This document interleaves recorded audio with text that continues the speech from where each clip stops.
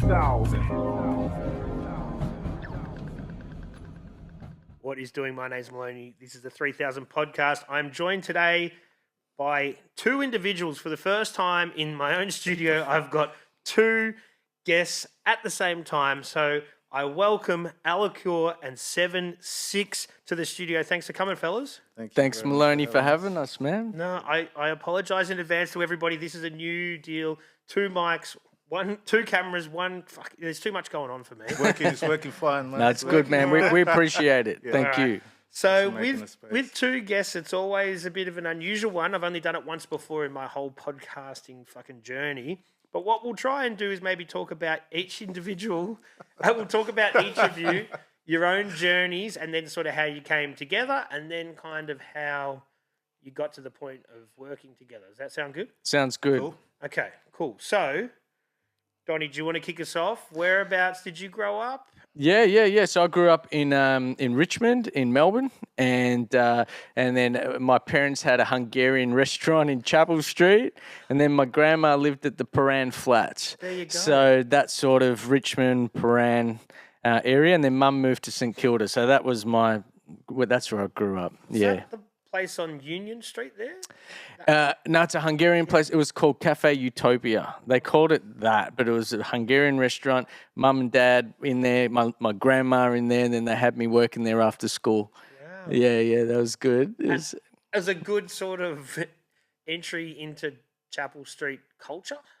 oh man, like, yeah. I mean, I grew up there, so my whole life was basically I'd get my bike from Richmond, Burnley, ride up Chapel Street, go to Grandma's at the Flats. We'd go to the skate park, shoot hoops, and then I'd go to her joint, and then she'd feed me like 7 meals. She was the best grandma. She was Monsignori, God bless, I love you. She lived to 98, actually. She was awesome. Wow, stayed in the flats forever? Yep. Well, she was from Hungary, and then she came over here, and then lived in the flats till the end. Yeah, we've got my uncle's mum. She still lives there. She's 86 now. She still lives there, and she won't move out. And they've tried, and she's like, "No, this is my spot." She likes it. She likes it there, and even during Spot. she loves her spot, and even during COVID, she had to. Well, she moved in with my grandma for a bit in a house, and she's like, "Nah, I got to get back to the Paran Flats. That's where I belong." People, it is their spot. It's a good spot. All your shops are there. You got the little park there. All your friends are there. Why would you move? Yeah, you know. for sure. And at that age, you don't want to move. You got your coffee shop. You got your place where you get your bread. You know what I mean. There's a tangible culture, even if you've never, I've never grew up around the area, but yeah, you can feel it as soon as you get there. If you grew up there, I can see why you wouldn't want to move. Yeah, for sure. So that leads me to another question. Where did you grow up, man? If it wasn't in the Paran Flats? I grew up in Birmingham in the UK. Yeah. So it's pretty much from I was born up until the age of 30. Does that make you a Brummy? It would make me a Brummie, but weirdly enough, no one recognises it because if you're from Birmingham, there's a much stronger accent known out there, but you only have to go 10 minutes down the road, 15 minutes down the road, and it changes again. It is crazy, that whole accent thing in the UK, isn't it? Like, you can go not very far, 20 minutes down the road, and people talk different. Yeah, totally. So, yeah, I think I'm being fortunate not to be blessed with the Brummie accent, but I'll give you a sample anyway. So what led to you coming all the way here, man? Like, how did you get to here to hook up with this dude to start making some music? Funnily enough, it all kind of happened through music in a weird kind of way. Like, I started as I used to make clothing back in the day. Had a clothing industry and a label that I run with my friend. We did, many ventures in that. But the whole entire time I was making clothing, I was spending all the money that I made on records. And so I started buying records and gear and started the old little rap crew here and there. But I was doing a radio show as well. Like, I ended up doing a radio show for 5 years. Pirate radio or legit radio? It was a pirate station. Yeah. It was fun. Like the thrills that came with that. Like whenever the door knocked.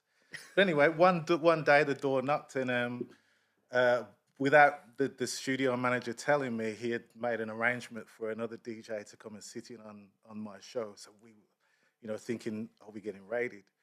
There's a lady on the other side of the door that ended up becoming my wife. Wow. My ex-wife now. Now I must say, but we ended up having kids together, and did the music thing out there for a little while. Is this in Birmingham or is this in London? This is all in Birmingham, yeah. Right. So I'd venture to Birmingham, to London every now and then, because that's where the industry kind of lived. Yeah. But all the moves we made was from like Birmingham. So yeah, met her, and then did 10 years or so out in the UK. Yep. And then made the move out here with her, and I'm remarried now. I've got a beautiful wife, but yeah. Yeah. So big musical culture in Birmingham as well, though, isn't it? Indeed. I mean, I love the vibe out there. It's something I miss. I was just talking about this with Eloquor. I've got a few like a core family that I used to run Stronghorn Records out there as well. That's where I started the label. Like Miss Cherokee, now known as MC, Sir Williams, my boy Kwame. Like these are the people that I like hang with a lot in the UK when we're making music and starting the label and so on. And a lot of my inspiration still to this day when I'm making music. I'm thinking of those guys. And so, what music is inspiring? What music is inspiring you to make music back then? Back then, I guess your the DJ premieres. I guess at the time there was Pete Rock, which is nice because those are the guys that are still they're still around, they're still doing their thing, and they're still providing inspiration to myself and those that inspire me as well. Wouldn't Dilla be one of your Ninth Wonder? Yeah, Dilla was definitely a big inspiration. I was trying to avoid the cliche. But if I think about it, I think those were the people that were first inspiring us. Like when Little Brother dropped their first album, The Listing, that was like a really big vibe for us. We were sort of just building the label at the time and sort of figuring out our identity, and the other producers that I worked with had a similar vibe and inspiration as myself as well, and that seemed to be like a common ground for us. For sure. But anyway, long story short, I'm sure we'll get back to it at some stage. Once I moved out here, I started the studio in Oakley, which was Stronghorn Studios. And that's where we met. Yeah, I was working in there for a little while, and then Donnie became a client of mine, and we've sort of been working together ever since. Where's that on the timeline? What year is that? I reckon 2008 or 2007 or 2008. Because that was when I was just getting into my first few gigs back then.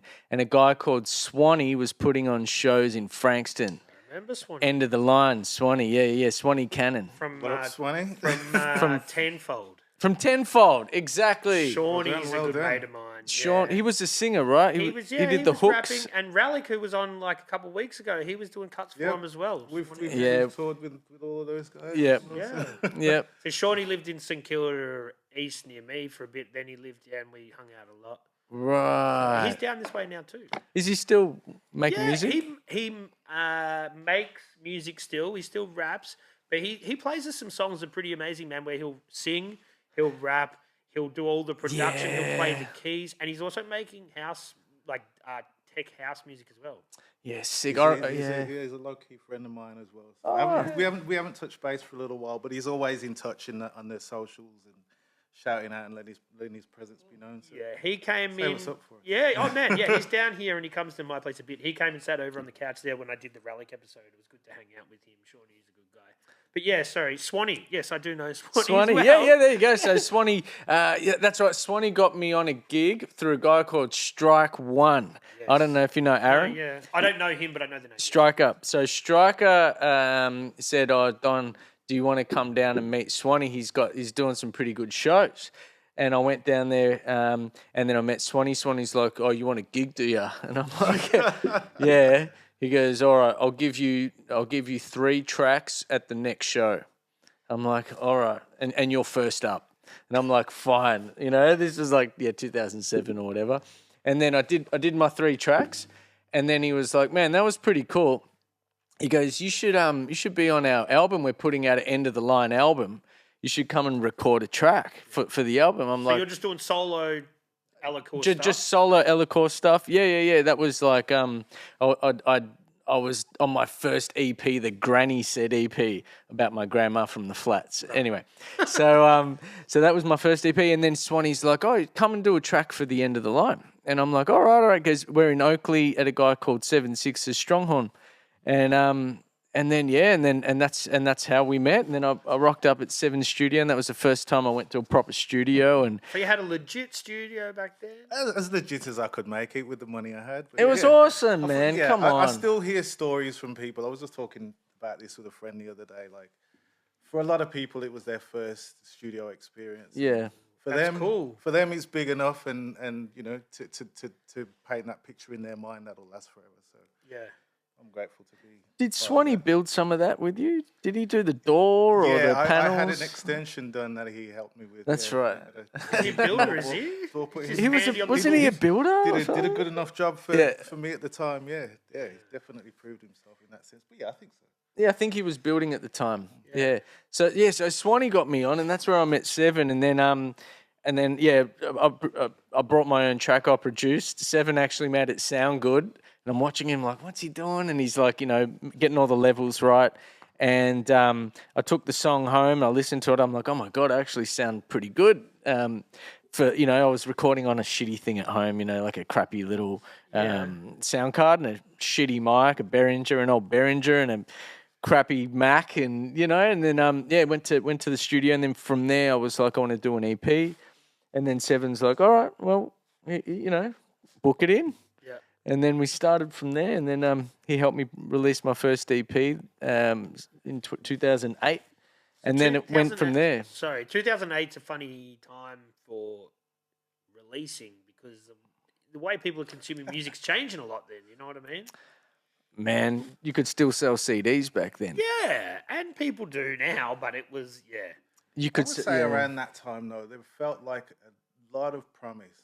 Like, the industry felt really promising. Like, you just had to put the work in, put your stuff out, and obviously follow up with it. But there were a lot of artists that were in our sort of, you know, couple of degrees from us that we were even hanging with, that were moving up levels, and stuff was kind of happening like right before us. So and a lot of them have proven that they were taking it to that other level. Well. On that note, Seven was making killer beats, and I got this one beat off him, and then that's right, and that's where I met Briggs at his studio, and Briggs was doing Homemade Bombs. Yeah, that was his like first EP, and he was doing Homemade Bombs, and he jumped on my first album, Move Up. Which Seven produced a bunch of songs on there, and then I asked Seven if Briggs would do a track on there, and I think he helped me line it up, and then Briggs and I did that track, Ain't No Place Like Home, and then from there we've put out that album, and then Seven, I think, I can't remember how was it? I think Briggs didn't have a hype man. I was looking for a hype man, and I was like, man, I'll be his hype man. I think, It was something like that. I think I actually put you forward because I've always like been a big fan of like Busta Rhymes, and you know, seeing him live with Spliff Star and the energy between those two, and I just kind of equated Eloquor, knowing him, the time that I'd spent with him, as being the Spliff Star. I can't remember the exact conversation that we had, whether Briggs was looking for someone or I sort of said, maybe this would be a good idea. But anyway, it was something like that. But it happened. It happened. And then from there, we went on the... Briggs got signed to Golden Era. He was just before Golden Era. Which is a big step. A huge step. And we went... He's doing little things now. He's not doing that much. And then that's right. And then from there, we got to go on the Hilltop Hoods State of the Art tour. And we did like all around the country. Seven was Briggs' DJ. And I was his hype man, and it was one of my favorite times of my life. I still look back on that, whatever, 6-7 weeks. Oh man, I seriously do.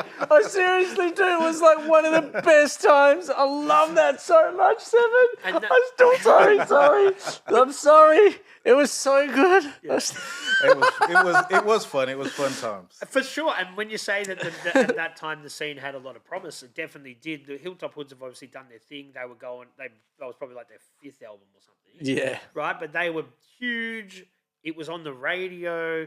It's crossing over. Triple J are playing a lot of Aussie hip hop. So it did seem like something. And I was recording a lot of the artists that I was seeing this happen with as well. So, and are they taking you with them when they it was never an expectation. As an engineer, I'm happy to just do my job, get paid for the job that I do, and know that I was somewhat part of it. That I was there to witness it, if nothing else. But I'm proud to see everyone progress in whatever way, just to continue their journey. To break that down, just to not harp on that, because obviously it was the best time of your life. It was so good. It was so fun. Oh, shit. That's that time, 2008-ish. Are the Hoods doing stadiums?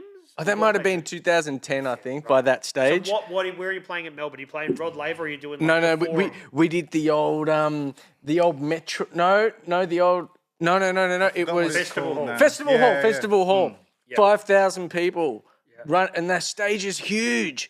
And I remember Briggs is up one side, and I'm on the other side, and he's like, it's a bit of a run, bit of a jog from one side. Run. And then he'd be on that side, I'd be on this side, and he's like, and I'm looking at him like trying to go, okay, what's he want me to do? What's he need? Or you're kind of watching their breath because you're watching him, and then he's like, and I'm like, whatever I have to say, his lines, because you kind of. I didn't have to go anywhere. All that sort of stuff. So fun. So fun. Yeah. Well, and Briggs obviously gone on to do huge things. Yeah. And Golden Era has kind of gone its own sort of way. Yep. But then, so where do you go on your hip hop journey after that? Which is a big fucking highlight. Obviously, we figured that out. Oh, it was huge. Well, Frankie from Union Heights took me on as his artist. He became my manager, and that was huge. I remember I went into Obese Records, and that's where I met Jace and Bias and Muff and Pegs and everyone, So Frankie was like, I'm thinking of getting into management. And I'm like, man, do you want to manage me? He goes, let me think about it. So then he took me on, and then from there, Frankie was looking after me, and I was going to Seven Studio. Seven produced heaps of my music. I did my Charge album. He was there for that. We toured. We did St Kilda Festival. We went on a remember that crazy tour we went on the Charge. Was it the Move Up album tour? No, that was some traumatic tour. Man. I still don't even want to think about it. We hired a bus. Other than one thing. Anyway, can we talk about that? So it was. I can't remember my first or second album. I got a bus, a 24-seater budget bus. My brother-in-law's like, I got a truck license. I go, can you drive it? He goes, yeah, fuck it, I'll drive it. So I'm like sick. And then we got Swanee and Tenfold. We got Strike One. We got us, and then we got someone else. There was someone, Scarlet City, who was, Sounds familiar. Yeah, they were sort of affiliated with Elusive Records at the time. Yep. So there was 4 crews, 1 bus. Imagine that. It was mental. It was fun, but it was crazy. I came out in hives. Do you remember I had a rash? I was that stressed. I had a rash. I had rashes because the guys were really going hard. They were going hard. Poor Danny, in front of the bus like the school teacher, chaperoning the rest of the kids, trying to keep them in line. It was Oh, man. Yeah.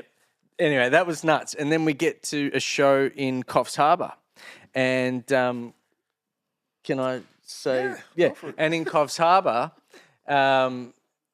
you know what you said? I shouldn't say it. No, okay. We'll be upfront. Just for those that don't know, obviously we've just released the single. The album is coming up, and one of the things that I really wanted the album to encompass was truth, honesty. A lot of the things that we've been going through and overcoming. So with that comes a lot of the stories that you're going to hear today. They're going to have snippets of, our past. So there may be one or two stories you'll get a little bit more in depth with. Well, let's hear on the album. But he met his wife there. Oh, there you go. He met his wife there. Yeah, in Coffs Harbour. And I still remember the first time he saw her, and I won't say the comment he said, but I still remember it. She probably remembers it as well, even though she didn't hear it. I think I've been honest. I won't say it, but yeah. But he was like, she's all right, in different words. And then they ended up getting married, and now she's got a beautiful Beck as his wife. There you go. So that was on that tour. Hopefully she didn't jump on the tour bus because it sounded like it wasn't a place for potential. No, I wouldn't have allowed that. That was crazy, man. I seriously had a rash. I was that stressed out, like a stress rash. Yeah. Anyway, it was really fun. Yep. And then from there, and then Seven. Then after that album, we toured. We did festivals. We did lots of supports. And then where did we? Then you helped me with Oceans of Karana, which is like an 18-track. Huge album. I wanted it to. Oh my God! I got to tell you one quick story. Yeah. So Oceans of Karana is a 3-part album. Imagine this in the studio. So it's a 3-part album. Because I went to India when I was young, and I got right into Hinduism and Buddhism, and then the Om. So I got my little Om there from a girl that tattooed me in Nepal. I'll tell you, that's another story. But so the Om is the creation, the preservation, and the destruction of the universe, and how that continues on. It's created. It lives and then it dies, and it's created. I wanted an album about the creation, preservation, destruction, and so Seven produced one of the chapters. Jace Beatheads produced the other one, and then Simplex produced the last one. And there was a few other bits and pieces in there, but that was basically the gist of it. And then so we're in the studio, sampling crazy Indian Bollywood records. I was buying Indian Bollywood records. Seven's coming up with these crazy beats, doing these filler beats in between tracks. These crazy little, like at the end of a track, just this 30-second beat came out of nowhere, and then the next track would pop in. And then we're at the studio, and I'm like, Seven, I need these 3 bits, it's like in the Hindu words for creation, you need a priest to like say the words, and then he would talk about creation, preservation, and destruction from the 3 different gods that sort of are behind those 3 things. And we didn't know what to do, so Seven's like, why don't we go down to one of the Indian grocers and see if we can find someone to do it. Sounds so bad. It doesn't sound so bad, man. I'm sure it wasn't. I'm sure that wasn't the conversation. That's how I remember it. But and then we go to the first Indian grocer in like near the studio, and there's this old fella there, and he does puja, which is like Hindu prayers, and he's like a sort of half Hindu priest working behind the grocery store. And we're like, will you do this? Will you do this for our album? He goes, okay, I'll do it. And then he rocks up with his son the next week and smashed it. He just smashed it. It was perfect. It was meant to be. Wow. Did he ask you motivation? He didn't ask for $1. Ah, right. Although, I'm sure we would have offered. Like, do you want anything? He goes, no, I want to do it. Yep. Yeah, wow. And if you hear the Oceans of Karana, that's him on there, and he's like a legit Hindu like priest. Did you give him a copy? No, you told me to. But then I lost his number. Anyway. You know where he works. I know. If you're out there, get in touch. We got a CD for you. He's on a different podcast telling the same story. These 2 dickheads came down one day. I just told him something totally different. Did you fact check it, make sure it was right? Yeah. I provided a lot of the words, but Yeah. he then brought his own, and he said, That no. was what was perfect about it. It was that he gave us further perspective Awesome. and legitimized it as well because of his background, and he obviously knew what we were trying to get at. But he smashed it. Yeah, that was story. cool. That was cool. Yeah. So on your journey after that, which is going to be hard to top because it's pretty fucking funny. So whereabouts are you? So you guys are making a lot of music together now, but obviously you go your separate ways for a little bit, or how does it kind of go? Well, we've always been solo, doing our own individual little things. I produce for folks here and there. Do you want to name drop some of them? Most recently, I guess Dielectric's album was probably one of the most recent. There's a couple of things that I'm really excited about. That I don't want to talk about because that'll be more exciting for everyone when it happens. But yeah, I'm not usually that guy. This person. You're still on the camera, but that's okay. I talk about stuff when they become reality, and that's part of why I'm happy to discuss the album right now. Yeah, for sure. But yeah, I basically with my label back in the UK, we did an album called Stronghold Records Presents The Herd. Funnily enough, we were known or became known as The Herd. And then when I moved out here, it was literally the year we dropped it in December of 2005 or something like that, and I moved out here in like later that month. We were getting the records delivered when I was on the way to the airport. We were getting the CDs delivered, and then it came out as I say, early 2006, and then I've released a couple of little solo production things. One of my favorites was a project called Thinking About Shirley, which I stole a lot of snippets from this, I think it was David Porter album. It was like a little narrative, and I strung that together and, put music behind it. And yeah, it was kind of around the time that Dilla did, just like, within the first year after Dilla passed and after delivering Donuts. Yep. So I was super inspired by that. Yep. So it's got a lot of that sort of inspiration and that vibe to it. And then probably not long after we did the Oceans of Corona, because of the amount of work I did on that, I just used that momentum, continued that, and then did an album called Organic Synthesis, which was a solo album, so fully produced by me.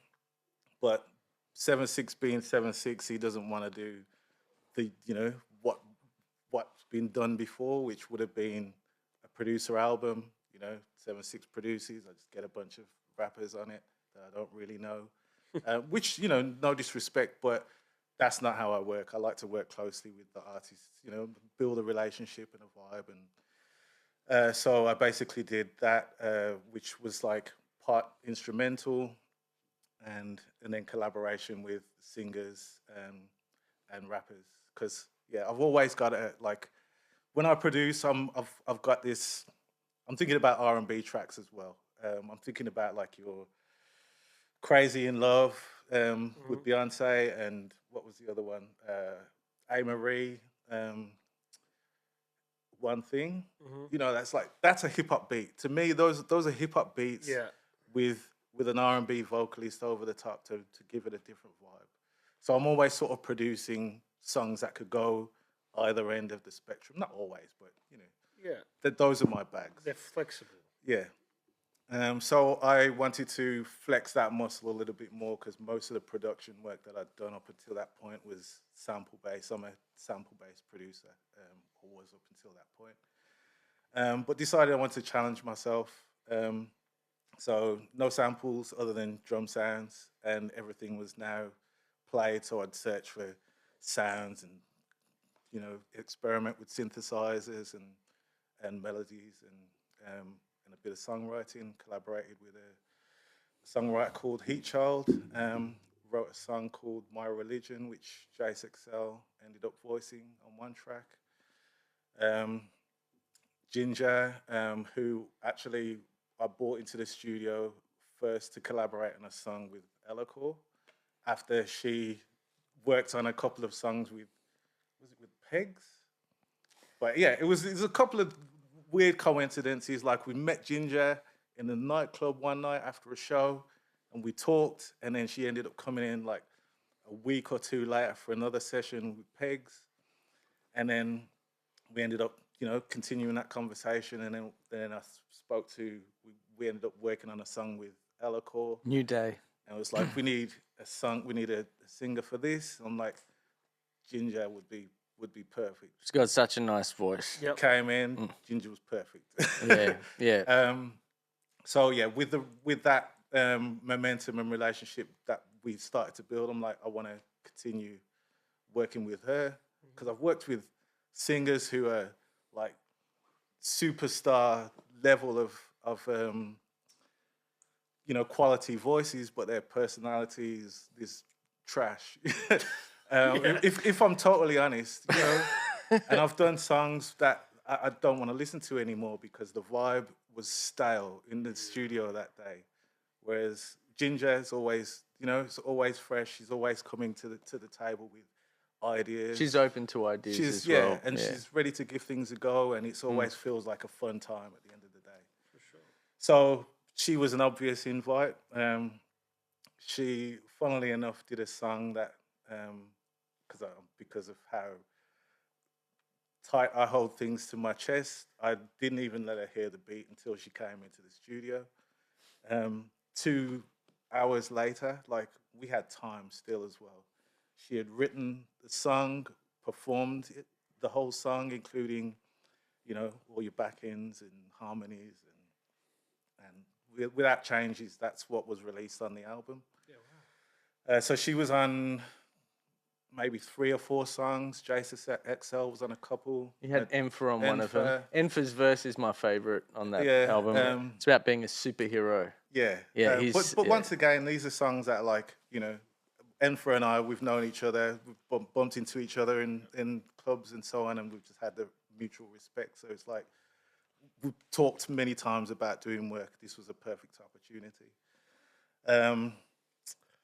Plutonic Lab jumped on a track for the play drums. Because he said he already had his drums for so mic'd long, up. I was like, I would like to get Pluto on a beat. I spoke to him about that like a few months ago, and he's like, "Man, Seven hit me up, and I had all my drums all mic'd up, and I'm like, yeah, I'll do it. They're all mic'd up, might as well." It was great, and I'm forever grateful, because there's a couple of instances like that on this album that we're about to release where it's like, I can't. They're just too big. Like, it's gonna cost, or we're gonna have to. But people were just like, "Yep, I'm down." So this was one of those instances where, message Pluto, and he's like, "Yep, send it through." And like, this was day, like right? 5 o'clock in the afternoon. Very next morning, I woke up to stems Of drums, yeah. That was like, So, sorry, but I'm just curious, as a bit of a fan, with something like that, do you send him the track and you just say you do the drums however you want? Like, how does that work? yeah. Well, that's there. I mean, for that album in particular, it was a highly collaborative album. I wanted people to bring a bit of themselves to the table. So yeah, for him, absolutely. It's like, just Let him go. Just do what you do. Like, Okay. I can't tell you what to do, because like, I can play drums, but nowhere like Pluto. Nowhere to the level that he But can. it's interesting with that sort of concept, though, with a lot of people working together. Generally, a drum beat would be there when you send it to someone. To send someone a track that doesn't have drums and say, "Can you put some drums on it?" I will That say, wouldn't happen yeah. much. There was a version, I had already produced it with a beat, because as I say, it was like not an afterthought, but I had to complete the album with the thought in mind that no one is going to help me. I'm gonna have to. But you complete didn't it. give him that version with the drums? I'm not 100%. I may have, but he did his own thing, and I'm grateful for that, because whatever I did wouldn't have been anywhere near as good as that. Yeah, for sure. So yeah. Anyway, during that album, during Donny's album, gave me a lot of the spurred me on to do organic synthesis, and then.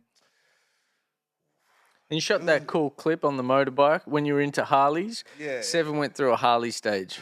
We put all his money into Harleys, and then new When you say went exhaust through and the new. stage, you don't do it anymore. I sold it, but I used to have a Harley, and yeah, it was a nice little project bike. I'd put He was so always much buying new into stuff it. for it. I'd rock over. He's like, "Oh, I got a new air filter. You got to check it out." I'm like, oh, "Okay, cool." I still miss it. but I used to film music videos and stuff as well, and I had a car and I had a motorbike, Yeah. and as you know, for anyone that's in Australia, like you've got to pay registration for both of those vehicles, and I was barely riding the bike because you can't tote all that camera gear around with you too much. So yeah, I just had to let it go. For sure. And since then, I'm probably glad I have, because It's a money pit. no, it's not even that. It's just the amount of close calls I've had Oh, on yeah. the road, like on four wheels with a cage around me. I'm like, if that was on a motorcycle, we wouldn't be talking. Yeah. Fucking dangerous. They are dangerous. Yeah. They're fun, but dangerous. But yeah, I think Yeah. that was. We did have a little bit of a break. I don't know if you want to. Oh, yeah. So I won't get too into it. Seven helped me with my next album, Lunch. After that, we did a few cool tracks on there. Seven's beats, I've always loved his beats. So we worked on Lunch, and then after that, we had a bit of a falling out, and we didn't speak for probably nearly 3 years. About 3 years we didn't speak, which was really shit. But as friends do, you have a falling out, and it was just over dumb stuff. There's actually a track on the new album that goes into the details of that falling out. So if you want to know about it, you can listen. You can check the album. But so we had 3 years we didn't talk, and then we were like, all right, well, we should hang out, man. And then I went over to his place and we just started working on music. Because it would have been hard. You would have had friends at that time that were working with one another, even though you weren't sort of talking. So eventually you're going to go, fuck, let's just sort this out. You know? Yeah, and it was over dumb stuff anyway. It wasn't even anything. I think we were talking about this earlier as well. I think I had a period where I shut myself down from the industry for a little while as well. Yeah, just not knowing how to interact productively. But yeah, because I own the studio and so on, and I made a lot of friends through owning a studio. You know, you're not sure who's genuinely a friend, who's just trying to get something, get a free session, or That is I mean, it was rarely ever the case, but. It happens, yeah. As far as I know, anyway. But you know, when you get inside your own head, I went through a bit of a period, but pretty much always realized that Donny was, he's a positive influence. For anyone that knows this guy, how one person, because like we've been through a lot of situations, and I've seen, and I know him very well. And you I'm see like, my kids grow up from babies, how does one person stay so positive all the time? So obviously not having that influence in my life, and then also the friendship that we had, that not being there as well, and the music that we made and all that. And we've laid stuff down, so there's stuff that's going to last longer than us that we've already put out there. So yeah, I feel like it was, for me personally, it's a part of me that was like, shit, what are we doing? This is dumb. And as you said, it was over dumb shit as well. So it's like, let's reconnect. Yeah. Yeah, and then because we both like videography, and we both like making beats and all sorts of other cool stuff. So it was like, oh, cool, we're mates again. This is good. And then Seven's like, oh, we should do an EP. And he said EP. I'm like, yeah, EP. He goes, what do you mean by that? And I go, Seven, it's never just an EP with you. It's going to have this bit and that bit and that bit, and it's going to be an album.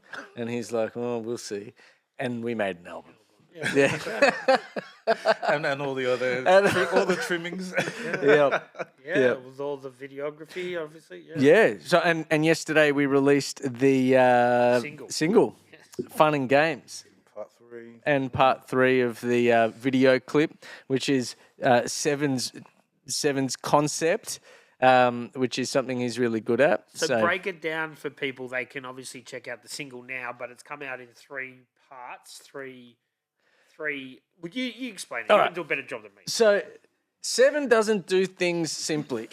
He doesn't like a rap video to be rap, 4 different scenes, B-roll, there you go. He's like, nah, why? It's done. Why? No. As I said, I did music videos for years, even before I started doing that out here. And it's like, there's not a music video that I've once shot that I'm not seeing. No, I'm not saying that anyone's replicating what I'm doing, because I was doing the same. But it's continued to happen. Yeah, there's a blueprint, and people have just followed it since day one. Absolutely.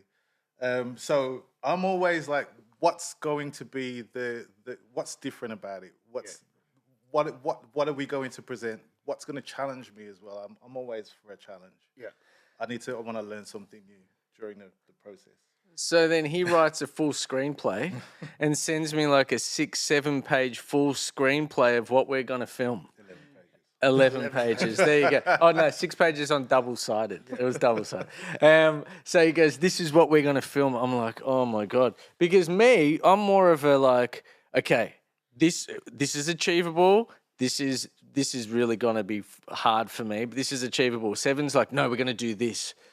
And then I go, oh, my God, okay, fuck, how are we going to do this? Anyway, so this full-on script, and he's like, we're going to do this bit, this bit, this bit, this bit. You're going to do this. We're incorporating this track in there, all in my head. You're going to do this. Then you're going to have your wife and your daughter there. You're going to go for a job interview. They don't want you to go to the your wife wants you to go to the job. You don't want to go to the job. We're on a phone call. I will say, I'm not going to take the full credit because, once again, as with the album, a lot of the conversations that people have seen throughout the releases, these are conversations that we're actually having, you know, whether it's right now or we've had in the past, but, you know, some of the dramas that we're having as well, and the conversation with, like, say, Eloquor's daughter being on the album, this is all actually part of the creation and the journey of The Stronger Just Win. dramatized a bit. Yeah, obviously, yeah, we've you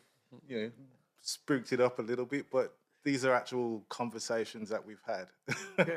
Yeah. So it wasn't too hard to just, you know. He put the pieces together very well. And then, and then from there it was just me going on a job interview that I didn't want to go to, and then us having a convo about it and me not wanting to go. And he's like, I'm like, Seven, let's quit our jobs. He's like, I'm not quitting my job. How are you going to pay the bills? And I'm like, let's just go hard on this album. We can make it work. Once again, Eloquor being the optimist he is, he's like, let's just put everything into this shit. And I'm like, I've seen, you know, because I've been in the background a lot and watched him, you know, and a lot of other people put their all into it and not get what I feel they deserve. So, yeah. Anyway. Yeah, what do they say? You only fail once you give up. So we just keep pushing. And then there you go. So we put this whole video together, 11 minutes, filmed by my mate Flynn. Flynn made it, Flynn Selby, and got some great actors on there. A guy called Brian Bishop, Tamara Mancuso, and then I had Liam Seymour, who's a really he won like the Frankston Short Film Festival Actor of the Year. Actor of the Year. Actor of the Year. I went to school with Liam. You know Liam? I went to school with him. We were in a... in Sandy? Sandy, yeah. I'm the same age as him. Were you good friends? We weren't. I've seen him around because I did see him. He was on the goat ads and shit. Yeah. Goat soap. I saw him around St Kilda when I was there, but yeah, we were in the same year 12 together. There you go. So you know Liam. He's very funny. He is. Grateful to have him on board for sure. So he jumped on and he's got a very cool very cool role in there. Yep. And then Seven gave me the video and I was like, dude, we got to like release this in 3 parts because this is huge. So we released 1, 2, 3 yesterday, single yesterday, and album. Do we know when the album's coming? It'll be June. We've just not long approved the test pressing, so it's all still happening. It's coming soon. So once we see and get an official date, we'll update the peoples on that. But yeah, it's And when you say test pressing, that means that there's going to be a vinyl release. Then. Yes. Yep. yeah. Yep. So they're stamped from the stampers, and they're like a sample, I guess, like a what would you call it? Yeah, like a sample of what the actual vinyl will sound like once it's Yeah, I didn't know how it worked. Seven had to talk me through it, and you get like, because I've never done vinyl. It's always been CD or just digital, and then so we've gone with vinyl, translucent vinyl gatefold. Oh my god, it's not cheap. No. But we've gone with like the best. The best. Well, that was one of the conversations we had as well, was because of how long we've been doing it, and as a celebration of us, getting back together, we wanted something that we could look on and say, yeah, this is a bit of a trophy in itself. So it's more for us than everyone else. Yep. But hopefully yourselves. But that's the point. Like, if we appreciate it, hopefully others will too. But yeah, we wanted something that was really quite prestige to look at and to feel and to treasure. So yeah, hopefully when it's delivered, it's that's what we get. So is it one? So if it's gatefold, is it one disc or two? Yeah, it's just the one disc. it's one, but I got all the lyrics on the inside, so we wanted to make it special So, yeah, and a little bit of extra art. yeah.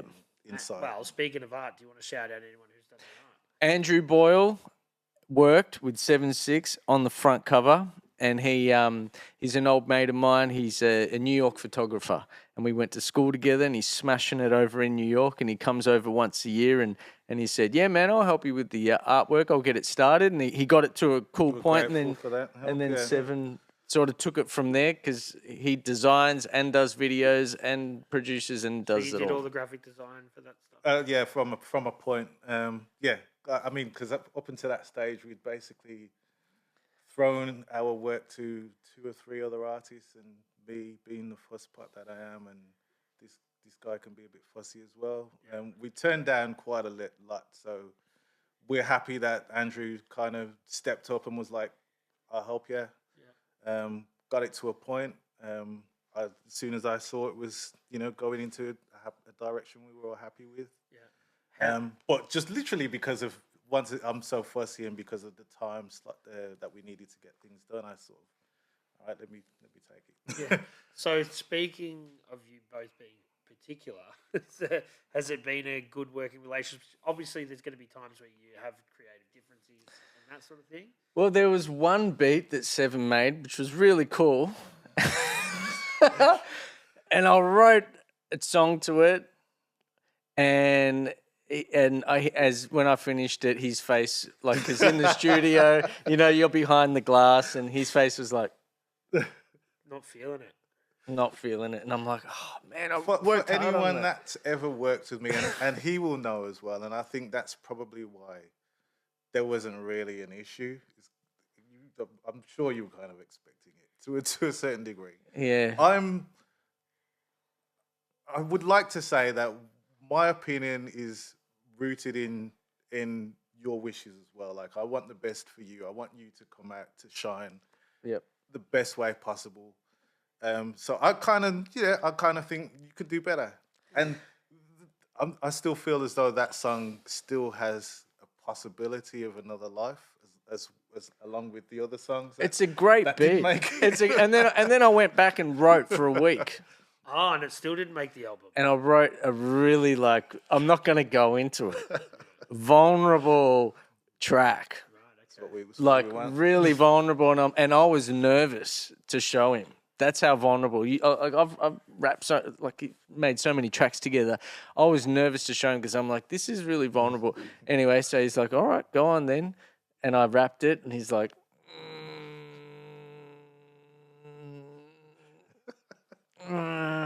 basically, no. Because you didn't feel that it was right for the beat, or you had another idea, or you just think that he's better than that? Honestly, yeah, you're better. Like, and aside from that, because it was so vulnerable, I guess this is some of my own insecurities as well. When you put yourself out there, you're sort of opening yourself up for further criticism, or and even just being an artist, you're kind of opening yourself up for hate as well. And I don't want to see that happen. If you knew the subject matter, it's very, very vulnerable, and I see potential for people to take it the wrong way. Okay, yeah. And I think I would honestly say I'm just saving you that. There's maybe another way that you could deliver it. I'm just gonna leave that alone. You know how I feel. But and this is it. You found it. This is probably the only sticking point, I would say. But no, it wasn't really sticking point. We got that track out, and I'm like, I'm not writing to that again. Right. I've done two, tried really hard twice. I'm not, and then we moved on, and then I did Brave New World, and then Seven's like, all right, yeah, and that's the thing. At the end of it, and I'm like, he likes it. That's all he does. Yeah, He goes, open the path up for another classic song, as far as I'm concerned. Yeah, pretty much directly after that one, a new track came. It was like, okay, I can't say anything to critique that. That's done. It's perfect. So let's break down how the process works with you guys. So you're obviously making the beats, and for this album, you're doing sample-based stuff as well. Yeah.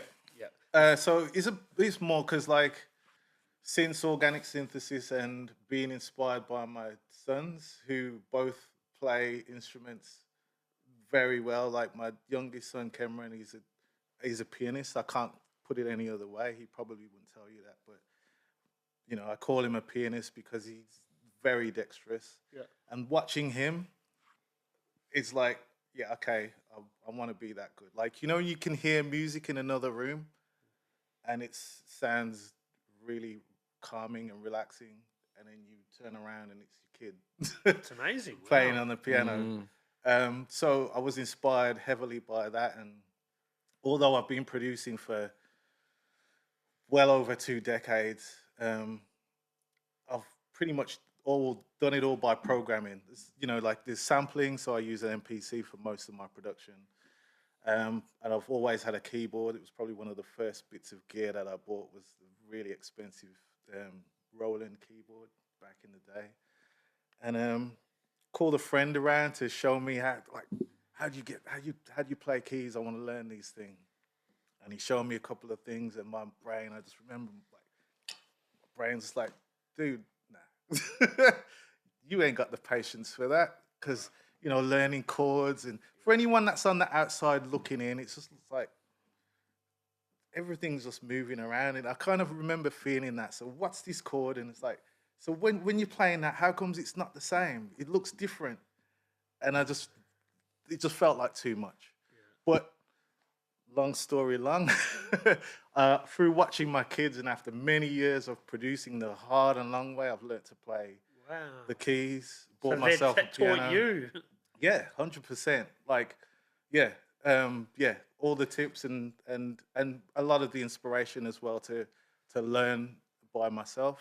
You played fun and games, right? That was all you. Yeah. So so there's like a bunch of the songs that I can happily say are sample free, but don't feel that way, because I would still say I love the sound of sampling, just the artifacts that it comes with, and there's a certain vibe that you can't replicate without a lot of work, a lot of layering, and I played a lot of stuff on this album that I probably wouldn't have been able to 2 or 3 years ago. It's funny, you're so entrenched in the sample-based production, you essentially sample yourself and then layer it up. Is that how it's worked? Yeah, I think, even with, once Eloquor had done his verses, now I'm better than I was when we started recording it. So a new arrangement. There was a couple that had samples originally. It's like, to make the arrangement less monotonous, I'd play keys. It's like, I could take that sample out now. So, and then throughout the arrangement, it just became a bit bigger thing through the re-sampling of myself, and most of the parts are me on the piano now. So I wouldn't say I'm good enough. Like I wouldn't call myself a pianist the same way that I would call my son. Because in an ideal world, I would be on stage playing the stuff. Although I could, I just don't have that. I'm not there yet. Not yet, not yet. You might have your son up there doing it one day anyway. Who knows? Who knows? He was actually he was the sound on the boom for a lot of the film as well. Yeah, the whole film. Yeah, he was there the whole time. Yeah, so they're very helpful as well when they can be. I've always loved seeing family help each other out. I'm like watching Billie Eilish and her brother. It's just like, man, you've got the best life. So jealous. So you know that they, for Bad Guy, they sampled the fucking The what? button, yeah. that song is from Melbourne, man. So he sampled that "I'm a bad guy," and he goes. "Du-du-du-du-du-du." That's from One of the buttons, traffic lights. The traffic light buttons. Yeah, Cool. Yeah. Yeah. it's unusual, Yeah. strange fact. But That's it's in a the cool background, and I fact, thought I'm yeah. going to bring it up. Yeah, no, yeah. Yeah, but yeah, I've always loved seeing family work together on creative endeavors. And that's why we got Sierra on the track. Yeah, we've got My daughter Sierra. It's a whole family affair. Yeah. and She's and on as I there. stated on the film, we worked really hard on that song.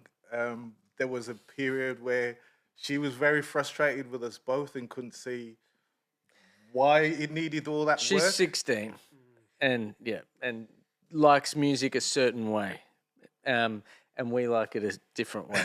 Yeah. And You like it the dad way. the dad way, yeah. So she compromised, and I had to talk to because my Sierra's like, I'm not even doing it again. I've done it twice already. I'm not singing that again. You F your dumb song, Dad. And then I told my wife, I'm like, hun, please talk to her. I need her on this track. She needs to be on the track. I can't cut her. I need her on the song. Like I need her on the album. It's good for her. So then Kamari spoke to her and said, do it. So she came along, did it the third time, and then Sevens rang me, goes, it's working, it's good. Good. So, so she's on there. And as I said, it is honestly now one of my favourite songs that I've probably ever made. Wow. Because it's full of heart. It's got a bit of a chorus, like a choir vibe to it. There's like gingers on that one as well, like in the background. One of my colleagues from work, And Tess as well, Tessa right? Devlin, she's an amazing singer. She's on another song on the album. Who else? I'm on there as well. You're on there? Singing, rapping, what are you doing? Little bit of singing. Yeah, I can sing a little. I wouldn't never call myself a singer either. Yeah. But I know my way around a few, harmonies and vocal movements and stuff. But I wouldn't take too much credit for. I wouldn't put myself up front. Just there to fill it in. But you'll come up with the melody. So he'll Well, come she up with wrote- how he wants it to sound. And he'll be like, I want this sort of sound. Do it like that. Yeah, but Sierra wrote pretty much most of the words. Like we had a writing session. She came up with a lot of the words and melody for the hook as well. And we've got another young girl, 14, 15-year-old girl on one of the tracks. Yep. On time, all in time. Demi Rose. Demi Rose. Once again, it was just like an end of a session. Give this a go. And she smashed it. That was an instant classic in my mind as well. I say classic. Yeah. It's yet to be decided by the people, but in my mind, these are songs that I'm going to play for years to come. Yeah. And it's through collaboration as well, because, as I say, every collaborator brings a bit of themselves to the table, and that I wouldn't have it any other way. For that reason. Yeah. And we got one massive track on there. That's my second favorite track on the album. The Fun and Games is my favorite. But we got a huge posse track. Seven's friend from the UK, Sarah C, on the hook. It's like a dance hall, sick hook. It starts with Dielectrics. Then it goes to Scotty Hines. Sarah C on the hook. Then it goes to Nelson Dialect. Then myself. Then some cuts. And then we got Enfar. Wow, And then it finishes with The King by SB. Wow. It's a beast. It's the best. And that's your second favourite one. That's my that's my second favorite. My I single is my think people- favorite. Too many people's egos will be bruised by him choosing his daughter over them. But, you know. Yeah. Oh no, my Fun and Games is my Oh, for favorite. real? Yeah, Okay. yeah, Fun and Games is my favorite. The single that we released yesterday. Yeah. Come at him. Come at him. That's everyone. The song that you just did here, though. no. I just did Spaceship, Yes. which was a fun track. Because you just said the other day, you're like, "I'll do the first single," but it wasn't the first single. So You lied. what I rapped wasn't the first single. No. What came out yesterday was the first single. Yeah. But what I rapped is not actually it's the very single. last It's the track. very last track on the album. But it was a fun track to write, so I thought, oh, it'll be good to perform. But there's a bit of there's quite a few syllables, so it was a bit tricky to. So with that big posse track, was everyone's keen? I'm guessing it didn't all happen. Everyone wasn't in the same room, but did everyone get down to the studio? We had a couple of, maybe 2 or 3 of the artists aside from Eloquor recorded with me, and then everyone else was just like, "I'll take care." Like for a couple of them, it was like, "Let me have a listen to this trap song, see if I'm on board," and then in the day or two later, we'd get their verse and like, "Okay, I guess you're on board." So once again, grateful to everyone for that because it was like the 11th hour of the album when we asked a couple of features because, you know, circumstances change. I can't remember exactly what they were, but we decided to extend the track and invite a couple other people on, and we was like, we're opening ourselves up for a big long wait, and fortunately they came back within a couple of days. Like, yeah, I'm keen. Here you go. First time you sent me the full track, I sat back. I actually prayed to God and I said, "Thank you, God.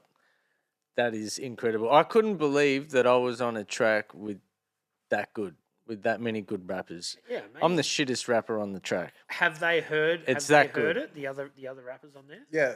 I'm trying to think if anyone hasn't. I feel like everyone's. Yeah.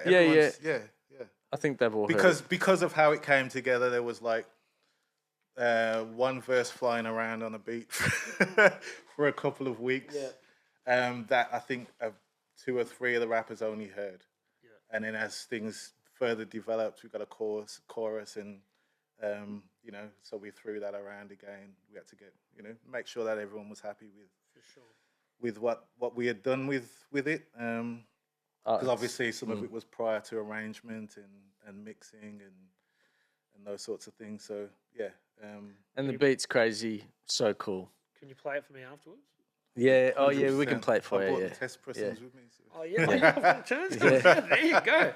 That'd be some good content. Oh, you got the yes. Sick. Yeah, All right. All right. So I don't even know where we are, but let's just mix it up a little bit. Aussie hip hop, Melbourne hip hop. You guys are obviously part of the scene, but where do you think Melbourne and Australian hip hop is at the moment? Well, at the moment, and so a few nights ago, Reason hits me up and he's like, "Do you want to go to the Breaking Bread battles?" He goes, "Grizzly's sick. there." Yep. Yeah, and I'm like, "Yeah, sick, I'll come." Because Ree was hosting one of the battles, and Ree and I have been mates for a long time, and Reason has taken me up to Alice Springs to do workshops for many years, and we've had a great time together doing workshops, which is another convo we could have. Shouts to Reason. So For sure. big shout outs to Reason, so we can go into some of that. But yeah, Ree rings me up. He goes, "Come." So I'm like, "Yeah, sick, man." So we went down there, and it was buzzing. Like, it was so cool. Like my little boy, he's 12, Marley, and he does breakdancing. And I was there, and there was a full breaker crew, but busting moves. So I'm like getting out the video, sending it to my son, and I'm like, sick. Like, that's cool. And the battles were really cool. Like Greeley and was it Hoey? They were very funny. I was Was that laughing. more of a stand-up show than a battle? No, it was a combo. It was a combo. Hoey was they were both funny. Like, it was really good. And just watching that, and I had a few people in the crowd that remembered me, and that was nice for I told my wife about it. I'm like, oh, hun, I was at the gig, and there were like there's 3 people there, and I saw them like going like this, like that at me, and they were like, hey, you Eloquor? And I'm like, yeah, man. They're like, man, we used to listen to you when we were kids. Can we get a photo? So, I was telling my wife. It's working. Yeah. And then my wife's like, yeah, you just loved your ego gets, it's all about ego for you. I'm like, no, it's not. It's really nice to be recognized in the culture. And anyway, where I'm going with this is that it's really nice to be part of a culture, a something bigger than me, as something bigger than just going to work and doing your thing, to be part of something and to see these young fellas keeping it alive, women and men keeping it alive, and the next generation coming through, and they were excited, they were into it, they were, it's the next gen, it's just good to be part of something, and it's alive, and it's happening, and I was like, fuck yeah, go Melbourne hip hop, For sure. Yeah, T, who organises that, came in when Grilly did an episode a few weeks ago, and we had a good chat, not on camera, but it's real. Like the battle thing used to be very toxic, you know what I mean? Very negative, and he really wanted to push some positivity with it, with the breaking and with some other stuff, and he seems like he's kind of nailed it with that whole thing. The DJ was really good. Mishap. She was fun. She played fun track. Next week, yeah. She's on next week. Yeah. She was great. I was really enjoying her set. She was into it, and I'm like, oh, cool. Greeley knows how to like manage an audience and a crowd, and they respect and listen to him.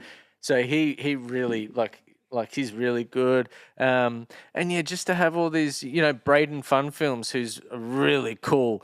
Do you know Braden Fun Films? Oh. He's a local videographer. Man, you should get him on the show. He's sick. The edits and things he does are great. And then he was breaking, and he looked like he had this cool look, like late 80s, early 90s hip hop look, breaking, and I was like, what a cool dude, that was really good. And just to see the scene evolve and grow, and yeah, it's nice, man, especially because I remember it when it was more like if you weren't a grapher or you weren't like just a real kind of staunch kind of dude, you can't do Aussie hip hop. Like, you're not allowed here. You're not part of this. Like, if you're not staunch and real, and you're not rapping in an Aussie accent, you can't be at this gig. And then it's evolved from there. And then you've had all those artists that, kind of went off that road, like, 360 sort of, sick battle rapper. And then he went off into a bit more sort of doing, a bit more sort of pop hip hop tracks, and that Falling and Flying album went massive. But he copped so much criticism for that. People were hating on him for that. But he went on a new journey. It's still part of Melbourne hip hop. He's still a sick battle rapper, sick rapper, but he went on another journey and he copped a lot of criticism. But that's all right. Like, hip hop doesn't need to be one way. Yep. Like, it can grow and it can evolve. Totally. Yeah. And it's supposed to be something that's inclusive. So to say that this isn't really part of hip hop is kind of contradictory to what the whole concept is in the fucking first place. I'm glad to say I didn't really witness too much of that perspective, or at least I didn't feel it anyway, that you couldn't be a part of it if X, Y, and Z. I felt that way. I don't know. Just for me, I felt if you weren't cool and staunch, especially because I used to go to Obese Records just to be around it, like by myself. Because I didn't have It's probably before my time as well. Yeah, before that. Because a lot of my friends weren't into Aussie hip-hop. They were, like, not into it at all. I was more going to raves at the Docklands and doing all those sorts of, earthcore parties and stuff. But a part of me was like, I want to rap. And I just wanted to rap. And so I'm like, what do I do to rap?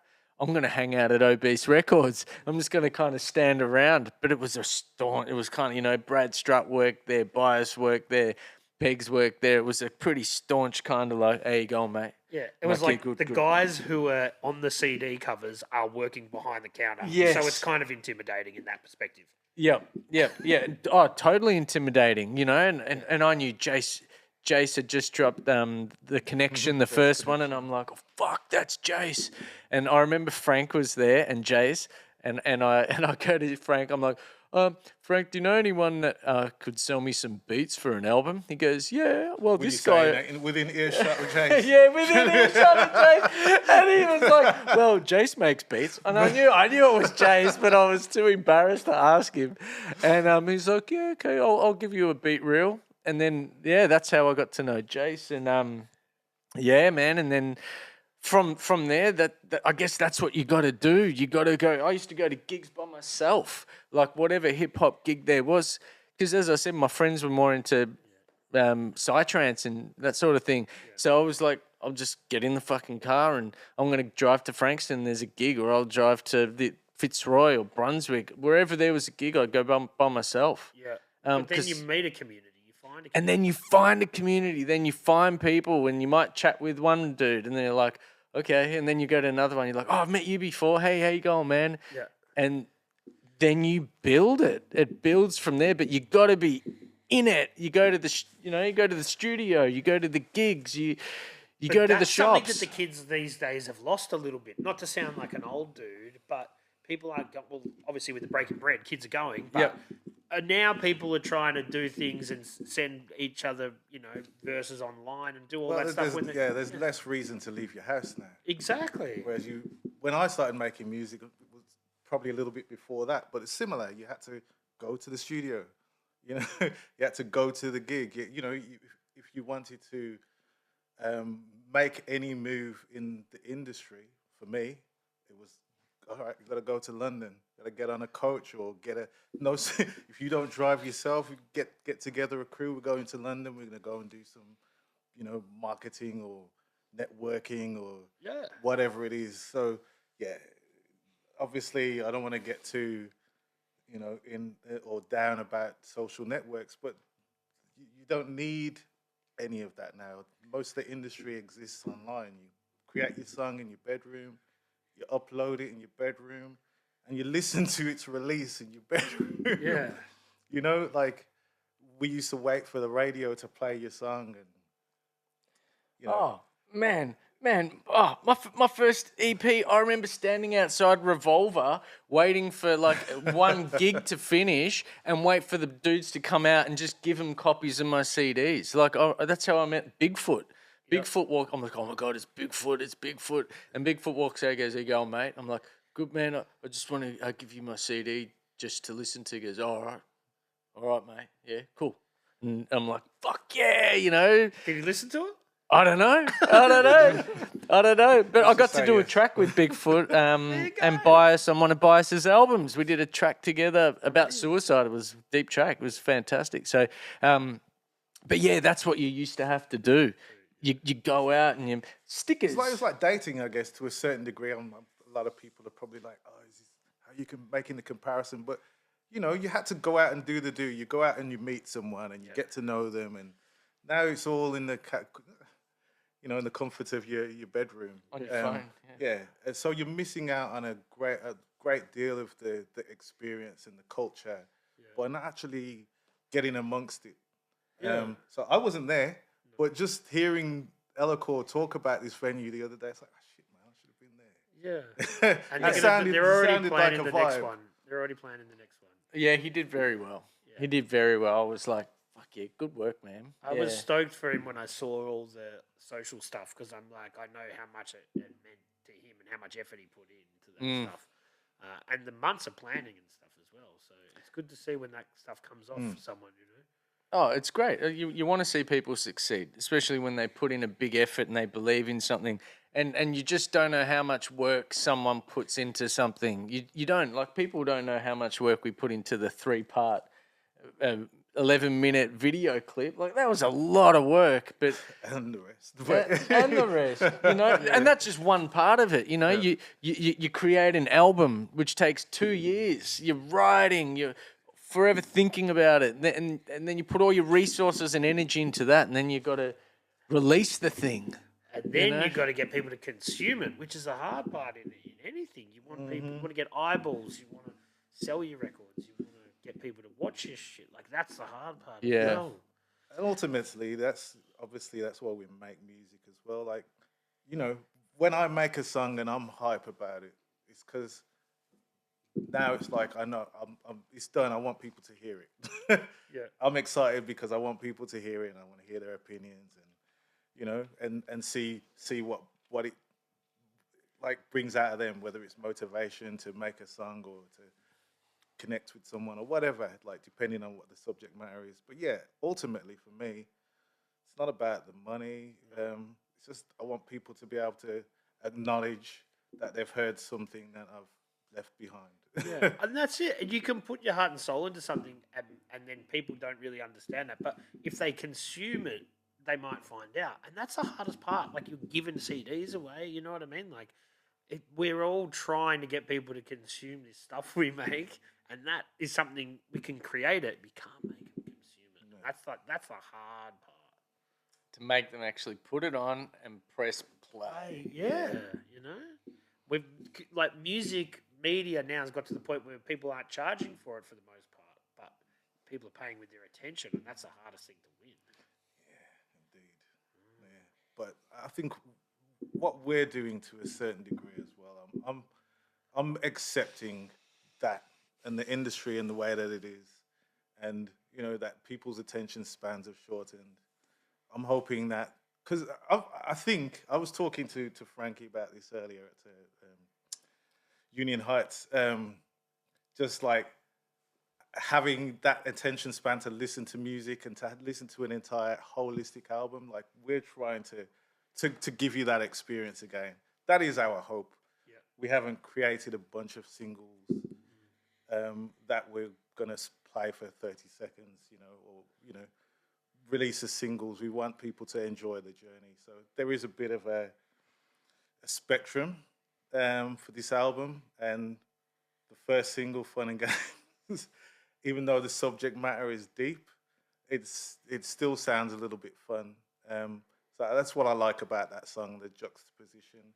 But then, you know, we've got another song like the one that you heard earlier, which is "Spaceship," which is a fun song, but it goes deep as well. Like it, you know, Eloquor had to go to some really dark places to get some of the subjects out on the album.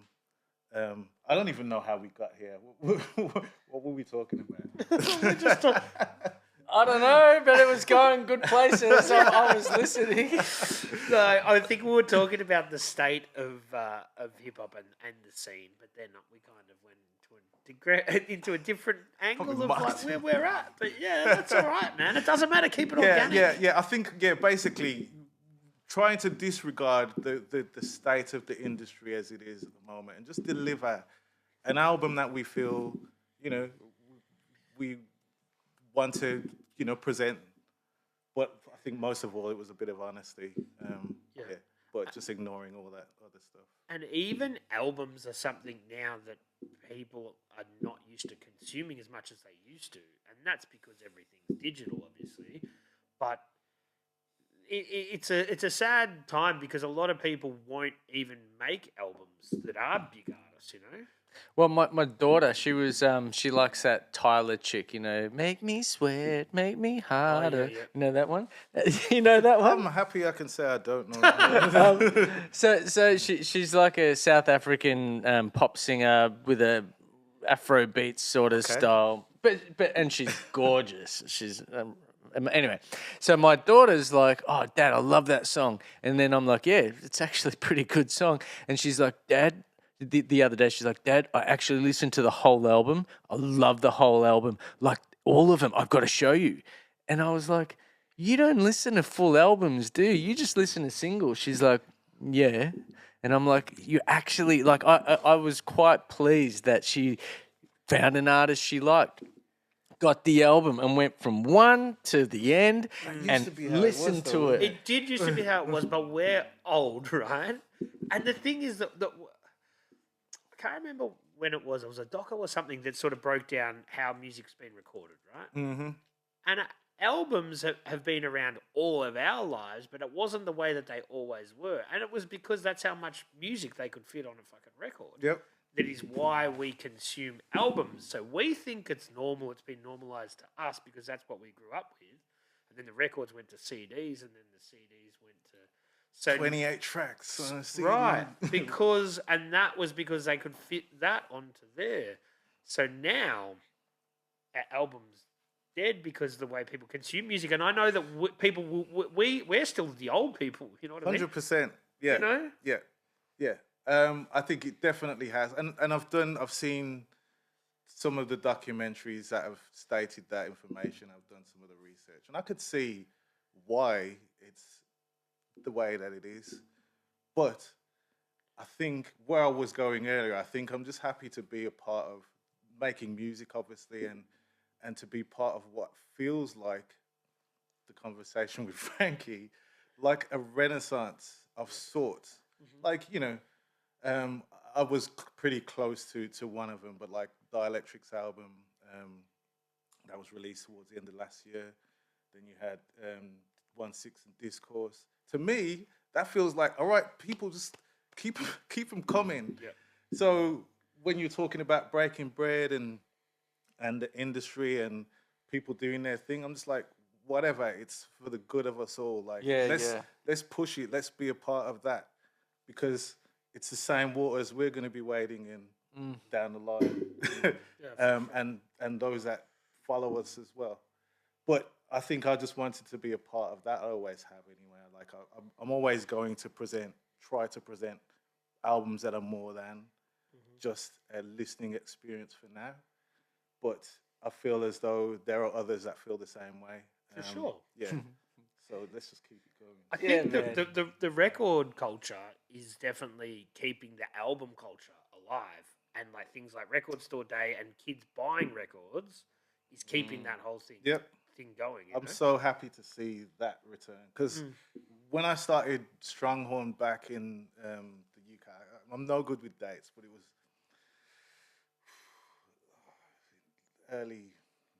late 90s. And, you know, pressing records was the records part. We're a record label. And that's what I'd always wanted to do. I remember when I was I would have been 6 or 7. And my mum had always bought me turntables. I'd always had a record player in the house, which I'm very grateful for. And I had a friend of mine that came around one day and he was like, oh, if you spin it backwards, you can record on it. And you believed him? I tried it so hard. I was like, maybe I'm not doing it right. But that was a seed planted from that day onwards. I'd always wanted to hear my music on a record, or my voice, or something that I created on a record. Yeah. So, yeah, it was like, I'm gonna make this happen. So when I created the label, it's like we're pressing vinyl, we're making records, and then vinyl died, and then we ended up with, you know, vinyl sitting around the house, my mum's house, poor, you know, bless her, she rest her soul. But anyway, for a while, and then we moved on to CDs, and it just didn't feel the same. So I'm glad that I'm so glad and that the we industry put on vinyl. seems to be getting to a point where now I've got, you know, a record collection that's still growing with new releases in my house, and that I can put on my wall and celebrate and stuff as well. So, yeah, it's a good thing that it's sort of making us a comeback. Let's just keep it. Well, man, like what really annoyed me, after about 4 Eloquor albums and a few EPs, I kind of got sick of Eloquor, and then I went and started Donnie Dank, and then I created this character called Donnie Dank and did an album. Who you hate Donnie Dank. He's filthy. Yeah. He's disgusting. He's a part of me that is the filthy Donnie that Seven hates. So I did that on my own anyway. I produced it, I recorded it, put it on an album, and that's cool. Donnie Dank, whatever.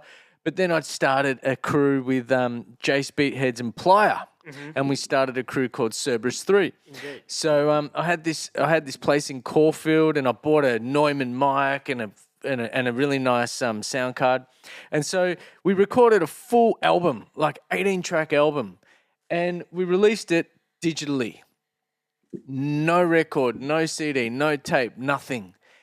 And I was like, man, like all I had to show for it was a really cool design by Mexi Mumbles. He did this really cool 3-headed Who does awesome artwork. yeah, he does awesome artwork. He did our album cover, and that's all I got to show for it is on my wall the album cover with Jace, myself, and Plyer signed it, and I've got that in a frame.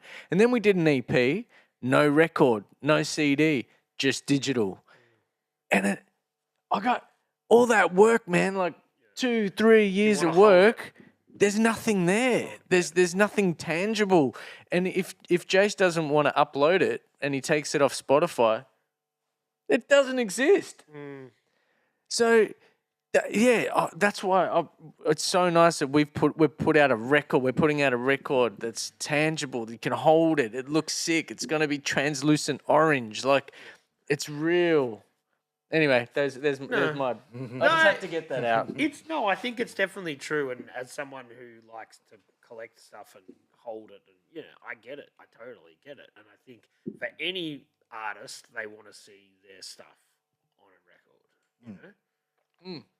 You can show people. You can give it to them. This is what we do. I think even for those that are happy to release, because not to diminish digital releases, because there's a beauty in being able to record a song in your bedroom and in your factory at home and upload it to a market, be it small or big.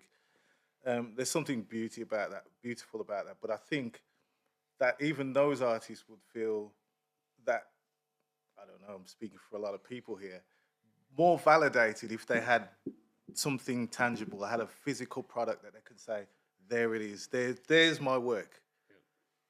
It's the same with spending money for me. It's like, if I can't see where I spent my money, I may as well have just thrown it in the toilet. Yeah. So that's why I don't gamble or do any of that foolishness. It's like I spend my money on things that I'm like, all right, I can see where that went. I can see the value in that, or the time or effort or whatever. That's where it went. It's not just like, I don't know what I did with that cash or... It's up there in the air. Once again, each to their own. But for me, it just all feels so much more real. For sure. So I'm excited. I'm going to keep doing it. So how many? It's a limited press of how many? At the moment, 150. We're pre-selling them as well. We'll put all the details up on that, but we've got room to do more if the demand is there. But understanding the industry, and as I've stated before, I stepped aside for a little while, so I haven't been interacting as much as I should have with the industry. So I'm making up a lot of lost ground. So I understand that as well. So I know that we're not coming out to the biggest market, but hopefully once people hear the music that we've got and see the effort that we're putting in, that they get on board, because we're not just doing it for laughs. You got to. I mean, it's an old saying, but you got to do what excites you. And if you get up in the morning and you start going, what do I want to do? And it's like, I want to work on this track. And it's not bringing money in for my family. It's not helping us go on a Europe holiday. It's not paying for the rego, but it excites me. It makes me feel excited about life. To me, that's a lot of why I do it. Yeah, for sure. Yeah. And what you touched on it before, but you want to talk about Cerberus a little bit and how that came to happen? Oh yes, so Cerberus. So Jace beat heads, Shem. And I were working at Caulfield Park Community School together. So I was doing a lot of the sort of music and gym teaching, and then Jace came in and then took over the music stuff, and then I went off to I managed the PCYC in St Kilda, so I sort of went off back to PCYC, and then he took over the music stuff. But we did a lot of music with kids for a while there. And one of the kids that came through was Plyer, and he came in as a 14-year-old kid, and I still remember him rocking in with his beanie, and he came into the studio and he's like, oh yeah, and then anyway he was listening to it. Then we were at an assembly. That's right, and he came up to me at the assembly and he'd written this whole verse on his phone, and he goes, oh, I want to show you something. And I'm like, oh, okay, cool. And he wrote his first verse, and he's like spat me this sick verse, and his voice was good, and his delivery, and his confidence, and I'm like, dude, did you write that? He goes, yeah. Okay, when did you write that? He goes, just after we were in the studio, and I'm like, that's fire, man, that's sick. Anyway, so he got right into it, and he was making heaps of tracks with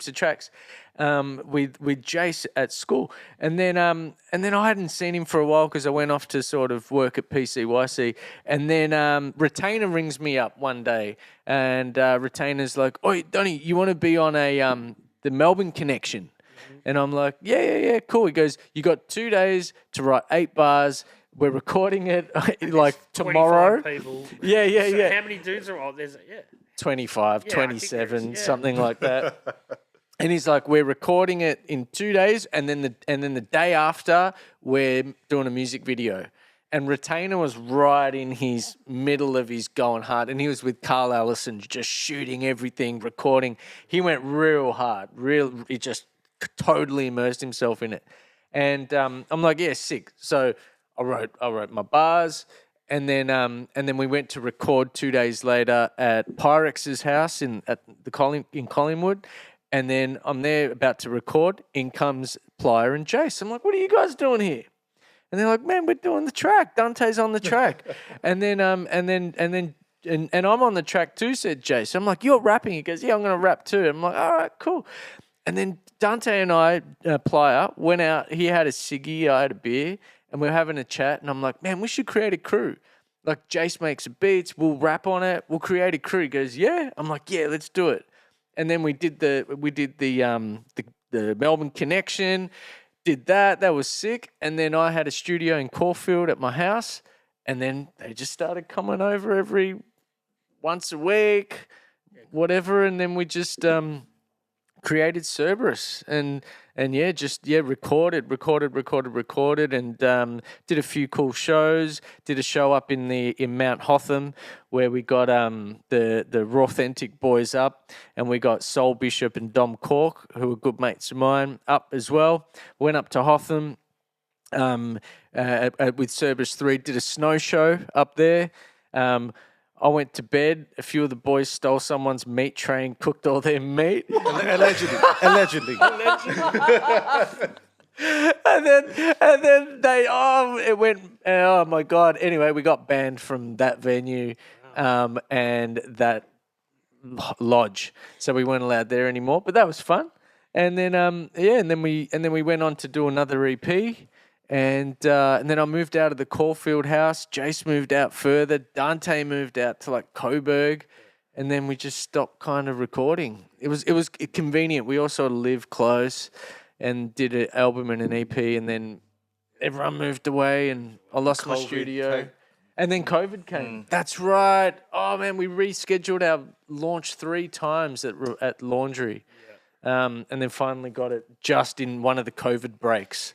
We got in there, and man, I guess we all sort of moved far away, and then he's still doing the thing. He was he was at Breaking Bread. Yeah. We had a good chat. It was really nice. Gave him a big hug, and we had a beer, and we had a good chat. And he's doing really well, and he's right into it. He's like he's writing every day. He's right into it.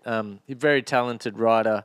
He's just Yeah, I see him online every few days. Yeah. Yeah, he's going hard. So, yeah, it was good to catch up with him too. And Jace is about to release Jace Connection 2. He'll be releasing that, I think, like in the same sort of time we're releasing our album. More power. It's cool. It's cool. He's on it as well. Yeah, so. I'm on it. Yeah. I'm on there. I'm the last track on the album, and then a Cerberus track as well. Yeah. So, yeah, shout outs to Jason Plier. Yeah, sure, man. And it's cool because everyone is like a little bit of a different age gap. You know what I mean there? Yeah, totally. Which makes it cool. Oh, yeah, man. It was awesome. We came with different sort of perspectives. Yeah. You know, Jace has been in the scene for so long, and I've been in it a while. And then Dante brings his fresh his fresh perspective, and Yeah, and it always. created a really cool dynamic. So for sure. it was lots of fun, man. We used to just get the camera. They'd rock over and roll up a few fatties, and I'd get my camera because I don't mind shooting a video clip here and there. Get my camera, and we'd just get in the car and be like, let's shoot a video. And we'd just go out and whatever, 11 at night, let's go to that train station. All right, we'll go to the train station. All right, put it on your phone. I'll record. Record. All right, cool. Let's go to Chapel Street. All right, we'll go to Chapel Street. Out comes the camera, record. And we just shot, I don't know, 5 videos like that. Yeah, wow. Just a night. It's like, let's record a clip tonight to this track. Do it, and we're out till 2 a.m. filming. Put it out there. Yeah. That would have been that young energy getting involved as well. Right? Yeah. Oh, he was really keen. All right, let's go here. Shoot me doing this. Let's go to St. Kilda Beach. I want to be walking it. And I'm like, all right, let's do it. So, yeah. What about any other Project 7 that you're working on that is not part of this project we've been talking about? Or that you can talk about? That I can talk. There's not really much that I can talk about. if I'm totally honest, Eloquor will tell you, even as far as this album is concerned, I'm like, say nothing. That's the way I've always been. I'm like, don't say anything until everything is certain. And in that, I've got my hands in a few, maybe a few too many pots at the moment. And a couple of them are coming to the boil. And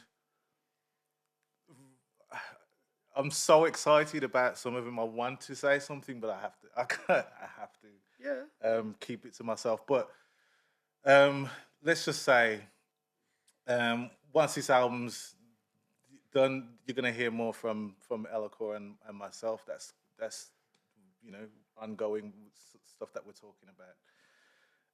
But I'm trying to think of how not to say too much. But you got some exciting shit coming up. Let's just say that. Let's just say that. Let's just say that for the moment. Stay tuned. Okay. Hopefully, I'll get to update you sooner rather than later. But yeah, this whole movement is the beginning of my. I'm back. Not back as in I'm taking over, but I had a bit of time away, and I'm not going anywhere for the moment. Well, he's a creative machine. When he's in his groove, as I said, man, like his production's incredible, and not only that, but he can shoot video clips like really nice, screenplays, graphic design, print clothes. Like he made that, he prints his own T-shirt. Like creatively, Seven is a beast. So I want his name to grow. I want his profile to grow. People need to know who he is. Thank you, D. So yeah, with that being said, like there are going to be a lot of different like iterations or formats that you'll see 7/6 appearing, but music is always going to be the biggest driver for a lot of that. So yeah, I've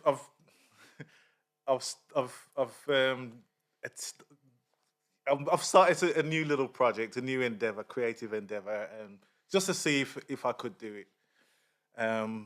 And it's working. I can't say too much, but it will materialize in some way throughout the promotional campaign of the Stronger the Win project. Eloquor's seen it, so he can validate so much as to say it's happening. But he bit off more than he could chew, but he's chewing real hard. There you go. Yeah, but I'm having fun because that's how I stay motivated as well. Like almost all the music that I've made over the years, it's been through reinventing myself. Like whether it's buying a new sampler or learning a new bit of software or using something that I haven't used before, learning a new instrument. Like I played trumpet, drums, keys. Wow. Obviously sampler, and many other things that I've forgotten. Have left me now. Bass, guitar. May as well list the things that you don't play. Yeah. Yeah, but I'm, master of none, as they say. I can play. I understand them all greatly, but I can't play them all as well as I wish I could. But it's all in the spirit of, you know, growing as a musician, and just staying engaged. For sure. Because I get bored easily. And that's part of what I was saying with music videos as well. It's like, come on, man. If I'm not doing something new, I've got to not move. worth doing, I got to yeah. move my attention to somewhere that's exciting me. So- And it's the same with clothing as well. I had a clothing business for years, and I would say very talented in that. And it's like making clothes from buying a roll of fabric and then creating, you know, garments through that. But it wasn't challenging enough for me. So, and as I said, I was spending all my money on music. So that's where my passion is. But within that, there's so many little creative spheres that I can tap into to keep me engaged. But as I say, music will drive most of it. So if people want to work with you, if they want you to produce something, if they want to get some beats, if they want you to mix and master, are you working with people at the moment? Are you looking for people to work with? Absolutely. Not necessarily for.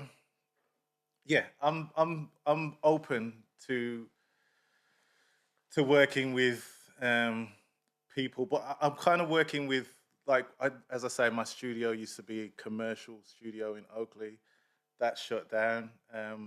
I've now built a studio at my home, converted my garage into a like floating room within a room, with a vocal booth, and it's like my haven at the moment. So I still record a few of my old clients, people that I have a good rapport with, that we've always, you know, we can get in the studio and we can have a chat and a laugh and okay, let's get that music done, or after the music's done, let's hang out for a bit.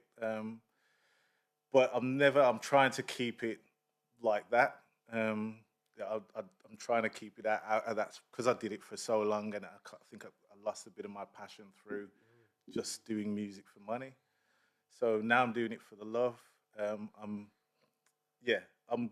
hoping to collaborate more with other people. That's always been something that I want to do. But yeah, I've got no set format. You still shooting videos for people? No. No? Once again, for the same reason, like for what we're doing, or for any project that I'm working on, I'm happy to sort of put in that effort. But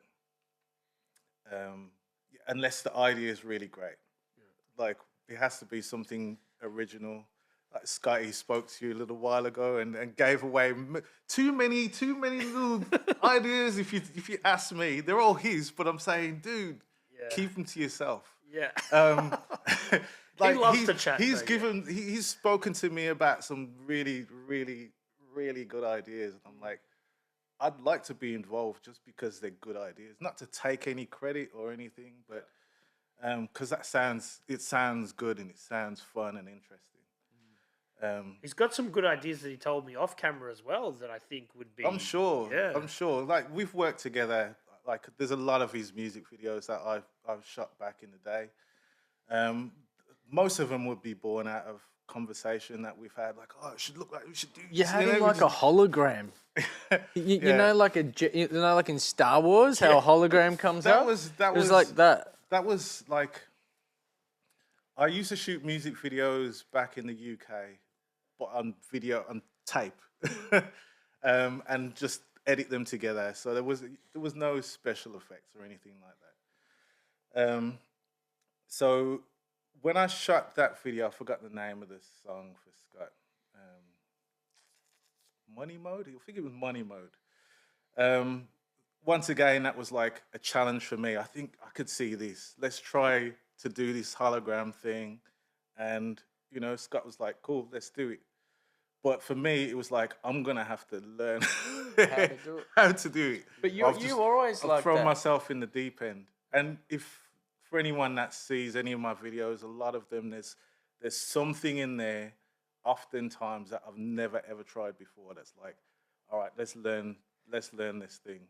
That's what's really cool about you. Even when you started shooting videos, I remember you had that there was that that guy that was doing classes on how to do special effects, how to do grading, how to do this, and you just teach yourself. Yeah, yeah. Like, I mean, you're always doing that if sort I'm of honest, stuff. that's the way that I've always been. Though. Like music and production I've been pretty much self-taught. I did a sound engineering course back in the UK, and the teacher would walk out of the room, and I'd be like, I guess I'll tell you how this works. You know, I could take over because I already had a studio at my house that I'd sort of.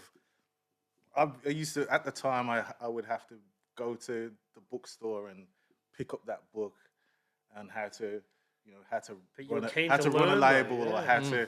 how to use equipment because there was no internet, not like there is today. So kids are lucky, man. Like You can, You can learn anything. Tutorial for anything. So good. Yeah. Anything you want. And you're like, how do I Do this. Yeah. Yeah. Okay. Yeah. What was I trying to put together the other day? A basketball hoop. Oh my God.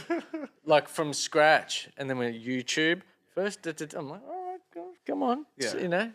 Yeah, so that is a massive tool and benefit to being in this age as well, because these tools are available to us all. So I can't begrudge the young people because I've learned a lot of new stuff myself. You just got to be open to. I guess that's the lesson, isn't it? Learning. If you want Well, to do something, learn it. Yeah, And do that's it. where I thrive. That's where I'm a teacher as well throughout the day, so I teach music to young people, and just watching them get that little and seeing their brain tick and then creating new ideas in their brain as well. That's exciting to me. That's it. And seeing them begin that journey, it's like cool. I'm glad to be a witness, if nothing else, to that. But I'll always appreciate that, and that's, as I say, that's the thing that keeps me motivated. Yeah, for sure. And Donnie, what about if people want a Eloquor verse or if they want to work with you, man? Are you open to it? Yes, of course.